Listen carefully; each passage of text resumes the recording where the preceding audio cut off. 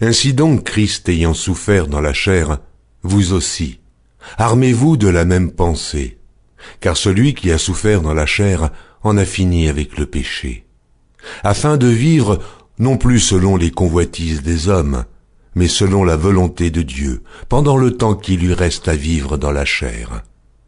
C'est assez, en effet, d'avoir dans le temps passé accompli la volonté des païens, en marchant dans la dissolution, les convoitises, l'ivrognerie, les excès du manger et du boire, et les idolâtries criminelles. Aussi trouve-t-il étrange que vous ne vous précipitiez pas avec eux dans le même débordement de débauche, et ils vous calomnient. Ils rendront compte à celui qui est prêt à juger les vivants et les morts. Car l'Évangile a été aussi annoncé aux morts, afin que, après avoir été jugés comme les hommes quant à la chair, ils vivent selon Dieu, quant à l'esprit. Et la fin de toute chose est proche. Soyez donc sages et sobres pour vaquer à la prière.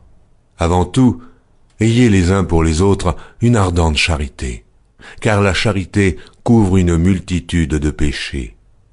Exercez l'hospitalité les uns envers les autres, sans murmure, comme de bons dispensateurs des diverses grâces de Dieu.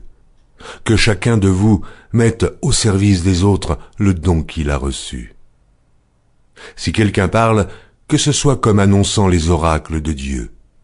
Si quelqu'un remplit un ministère, qu'il le remplisse selon la force que Dieu communique, afin qu'en toute chose, Dieu soit glorifié par Jésus-Christ, à qui appartiennent la gloire et la puissance au siècle des siècles. Amen. Bien-aimés, ne soyez pas surpris comme d'une chose étrange qui vous arrive, de la fournaise qui est au milieu de vous pour vous éprouver. Réjouissez-vous au contraire de la part que vous avez aux souffrances de Christ, afin que vous soyez aussi dans la joie et dans l'allégresse lorsque sa gloire apparaîtra. Si vous êtes outragés pour le nom de Christ, vous êtes heureux, parce que l'Esprit de gloire, l'Esprit de Dieu, repose sur vous. Que nul de vous, en effet, ne souffre comme meurtrier, ou voleur, ou malfaiteur, ou comme s'ingérant dans les affaires d'autrui. Mais si quelqu'un souffre comme chrétien, qu'il n'en ait point honte, et que plutôt il glorifie Dieu à cause de ce nom.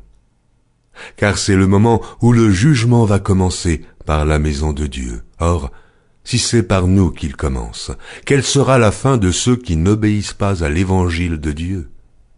Et si le juste se sauve avec peine, que deviendront l'impie et le pécheur? Ainsi que ceux qui souffrent selon la volonté de Dieu remettent leur âme au fidèle Créateur en faisant ce qui est bien.